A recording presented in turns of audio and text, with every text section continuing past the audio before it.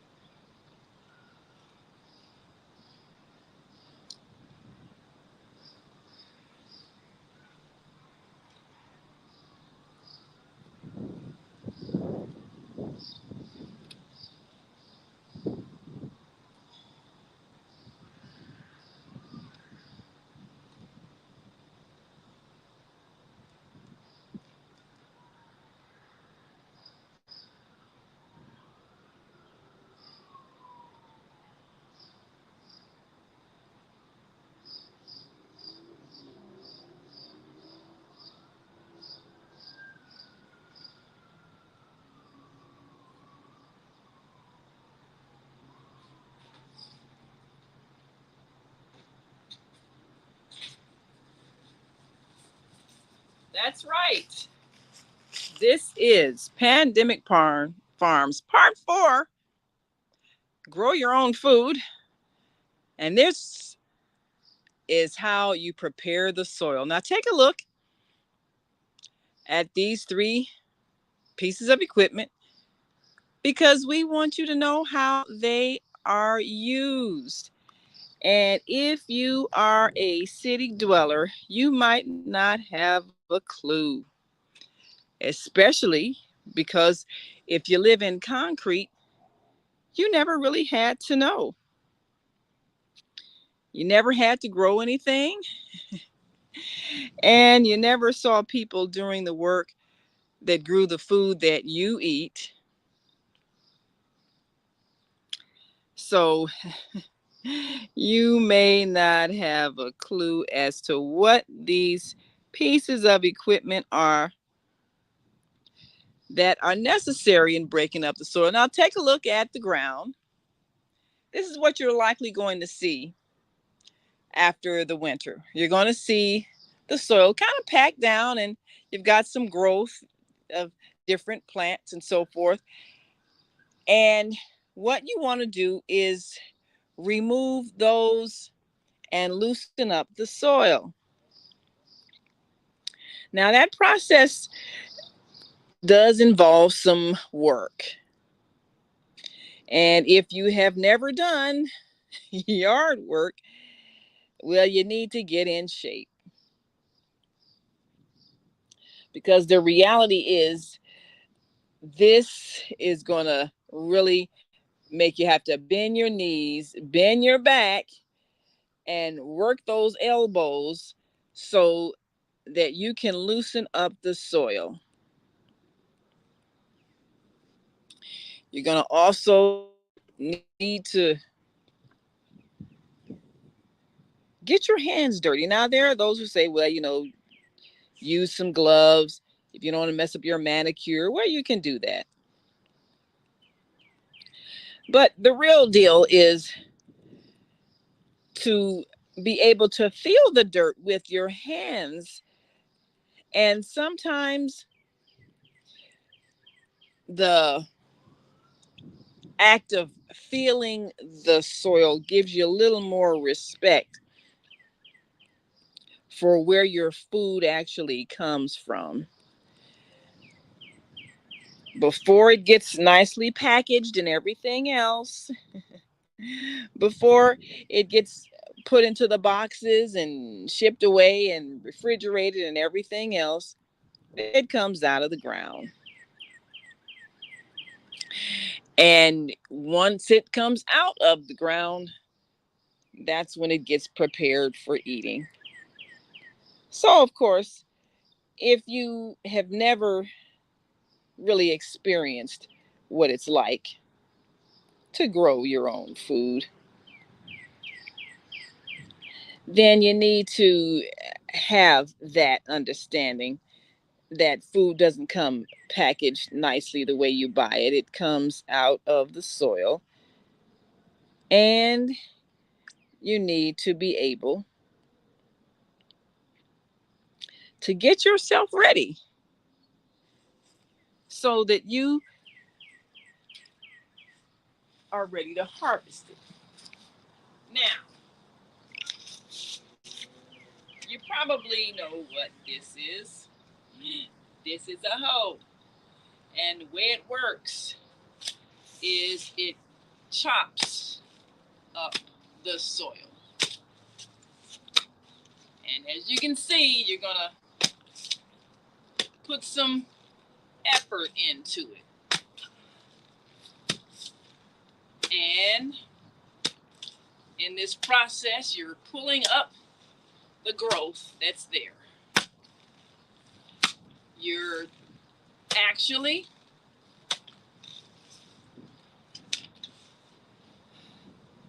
what you're doing is you're digging it down to the root. And these little grasses and other plants, the roots aren't very deep. So in the process of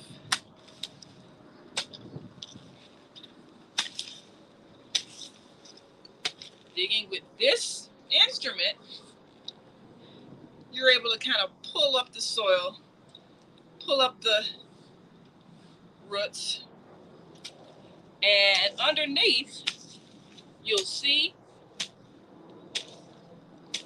that the soil is nice and black.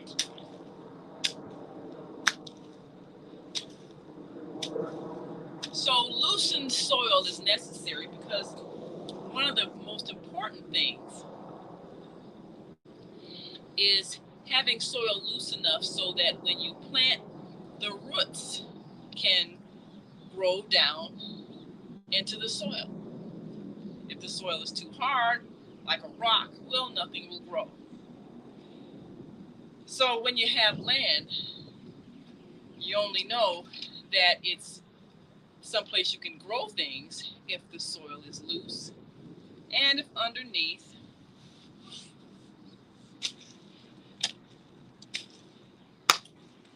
what you want to see,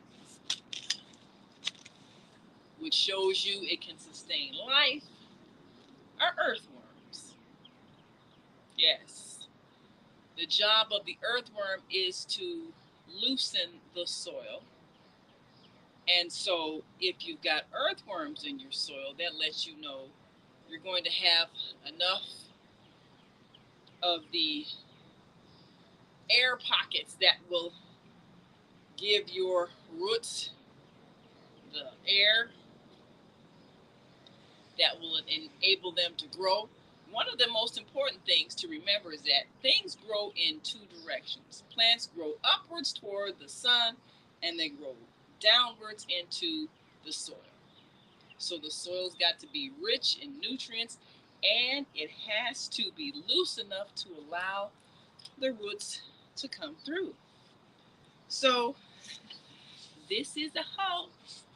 Now, in case you've been using that word for something else, well, you need to know this is the HOE that we use to break up soil.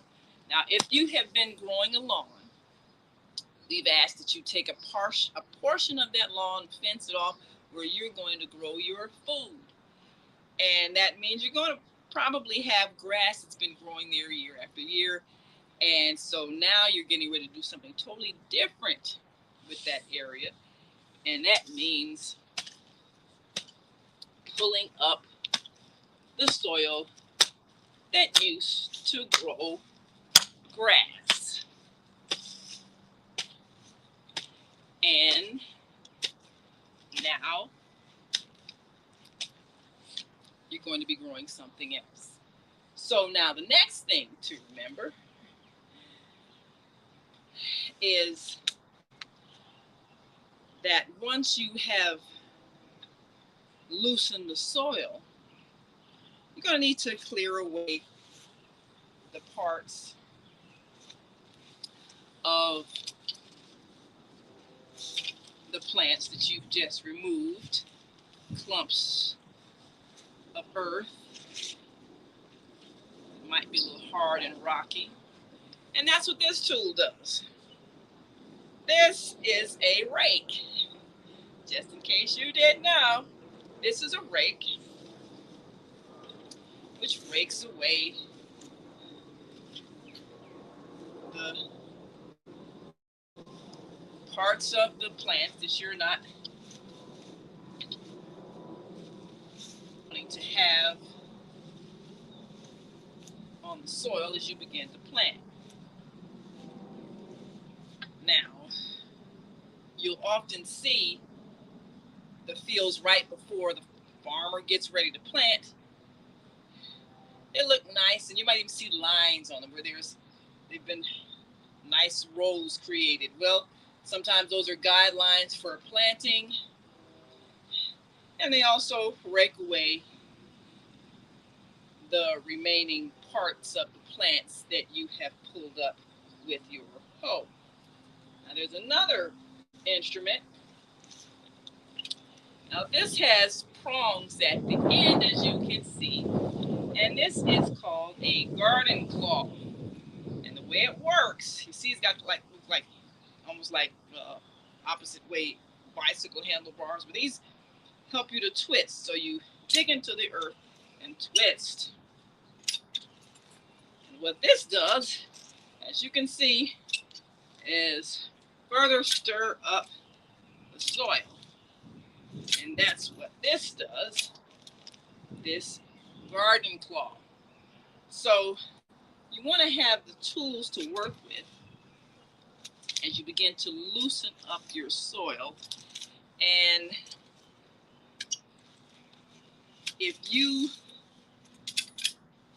are preparing this for the first time to grow, say, vegetables, and you've been growing a lawn, you probably got a lot of packed in soil, and it really is going to take some time to loosen it up. But that is your first step in this process. Basically, because you're orienting your ground to do something different than what it's been doing if you've been growing a nice backyard lawn with grass. And if you can section off a portion to grow food, there are things you're going to do to prepare the soil for that change. So I'm going to give you a kind of a close-up look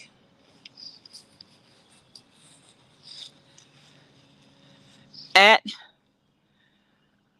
the ground that you're going to loosen up,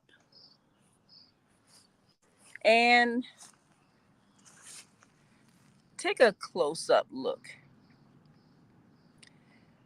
In the city, you often have things buried in the ground as a result of construction. So if you've constructed a house, it's quite likely in your soil you might find things like plastic, which you want to get rid of, and even pieces of glass. That happens because many of our homes during the construction process, we found that the workers, things happen.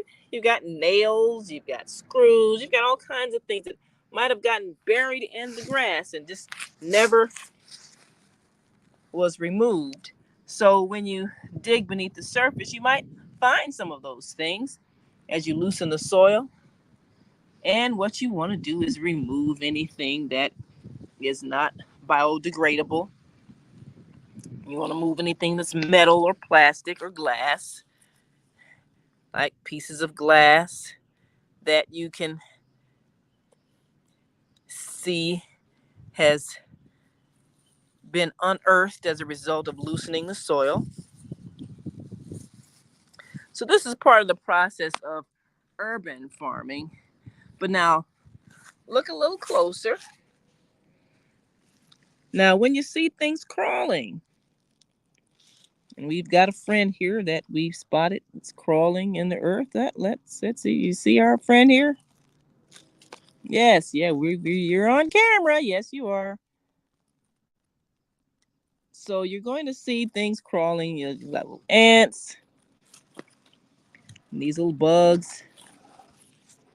So you've got creatures that have made their home in this soil. Lots of them, and you are disturbing their home. However, underneath the ground, there's a lot of activity going. So, as we've said, when you pour pesticide on the ground, you're killing a lot of living things, and death will create more death. So, what you don't want to do is ever use pesticides. But as you can see, there is a lot of life stirring here. And that's what happens when you stir up the dirt.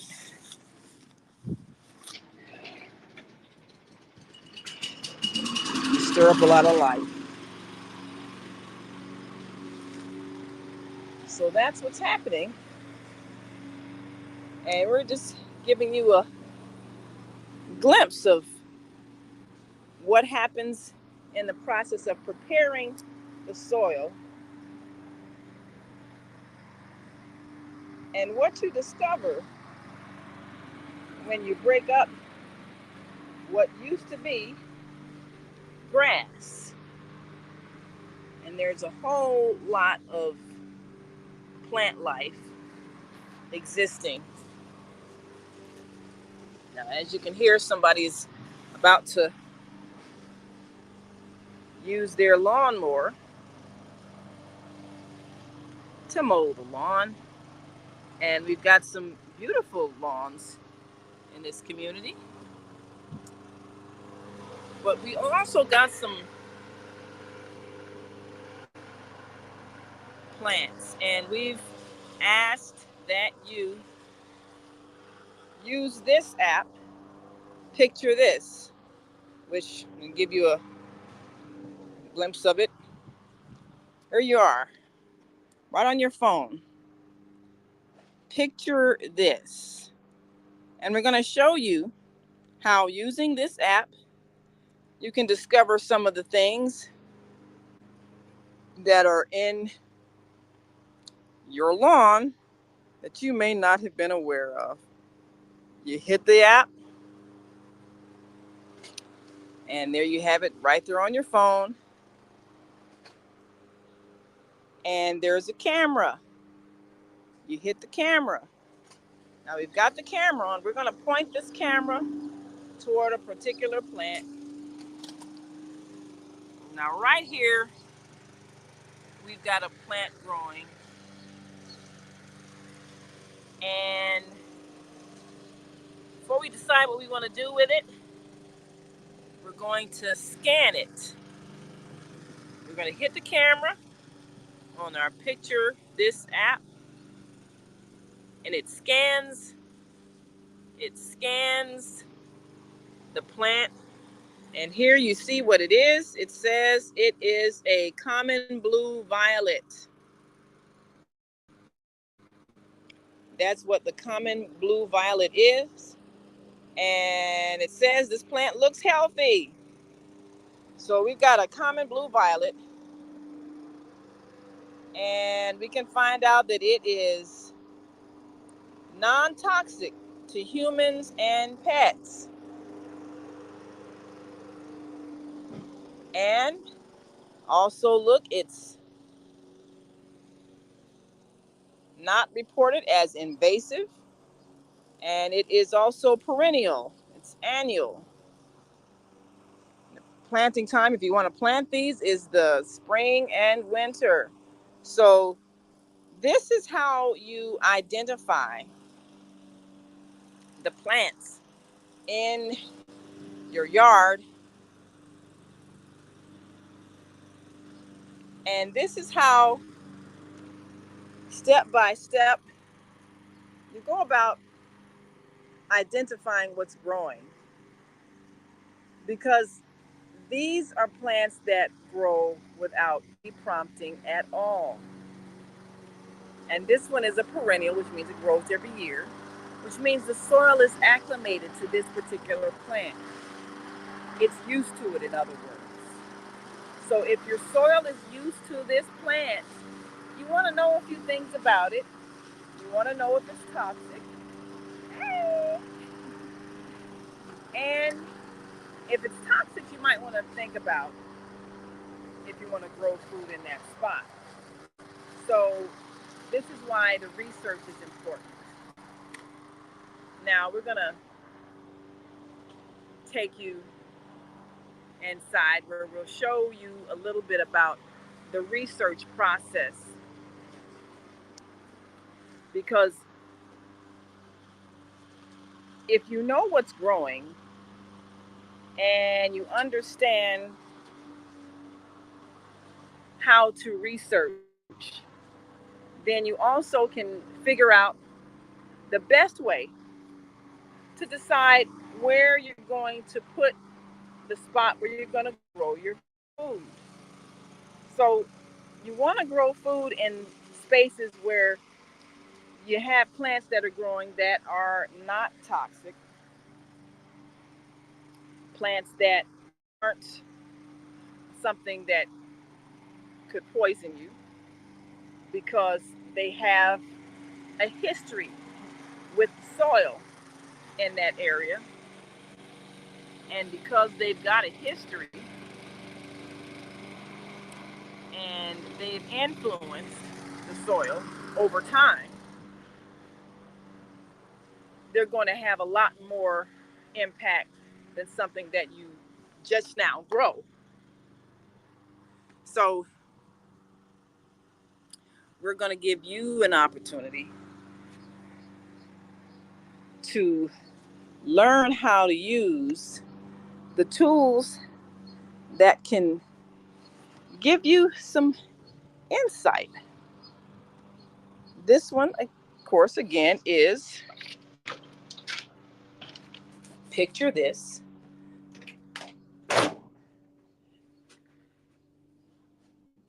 And it will give you detailed information. All you have to do is point your camera and shoot.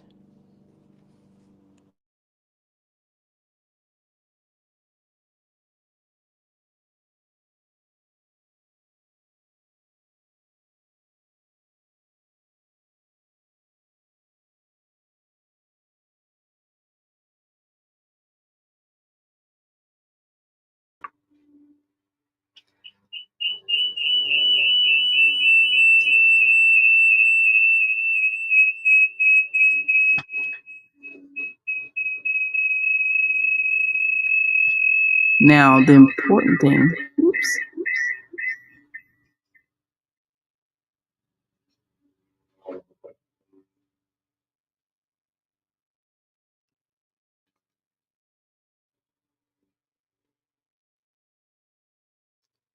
Now, the important thing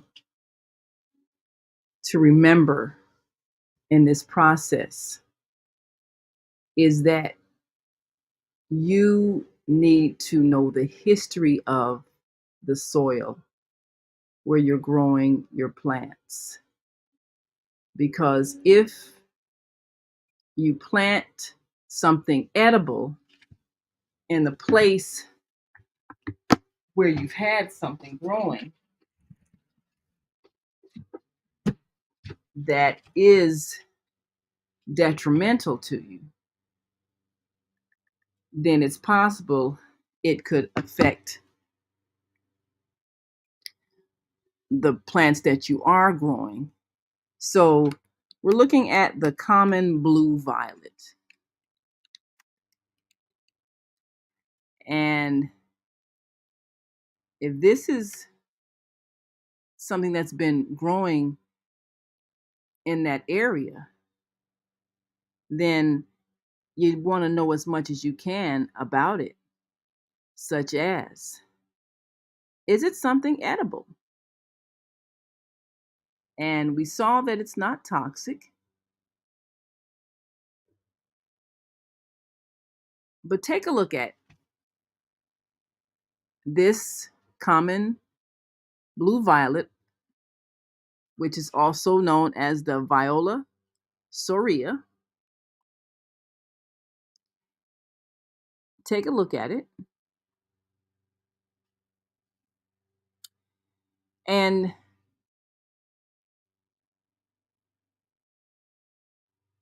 this, of course, as it said, it's native to Eastern and Central North America.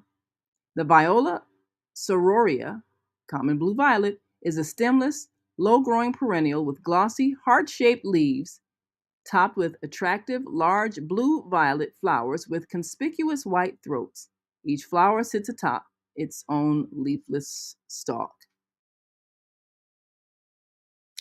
And we see that the Viola sororia, the common blue violet, is a short-stemmed herbaceous perennial plant known to Eastern North America and is known by a number of common names, including common meadow violet, purple violet, woolly blue violet, hooded violet, and wood violet. Now, the question is, of course, we've discovered that it is not toxic. So we want to find out, is this something that has any medicinal value? Does the common blue violet have medicinal value? Well, just ask. Is the common blue violet edible? First of all, is the common blue violet edible?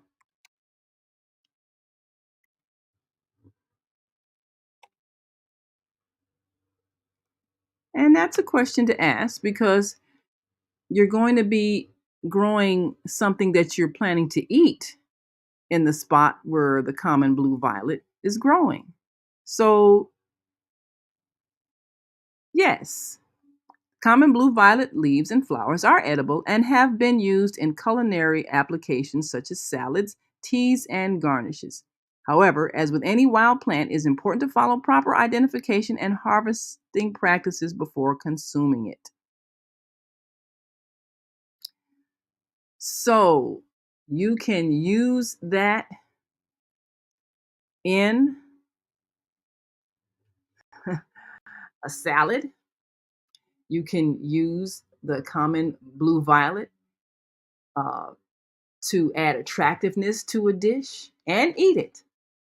That's important to know because if you're going to be growing something in the spot where this plant grows, you need to make sure that this plant is not going to add to the toxicity of whatever food you're growing. That's an important point to remember, especially because,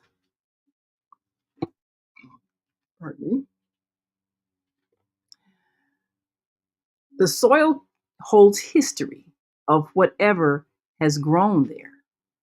And now we know in that particular area where this flower is grown, it's safe. So, well, that gives you a little bit of a glimpse. I'm Naima Latif. This is part 4 of Grow Your Own Food. Today, we showed you a little bit about how to prepare the soil, how to examine the soil and see who's living in it, and how to look up the history of those plants that have been growing there perennially so you can see how they may have affected the soil and if they are plants that can be used for food. Well, we thank you for joining us. Join us next Monday. And until that time, I'm Naima Latif. And hey there, Lashes Journey. Just make sure you stay tuned.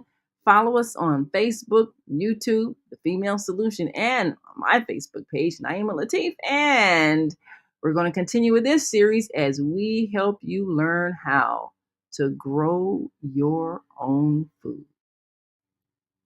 Share the information. Start by sectioning off a part of your lawn so that you can get ready this spring. And we'll see you next week when we'll start the process of planting those plants. See you then.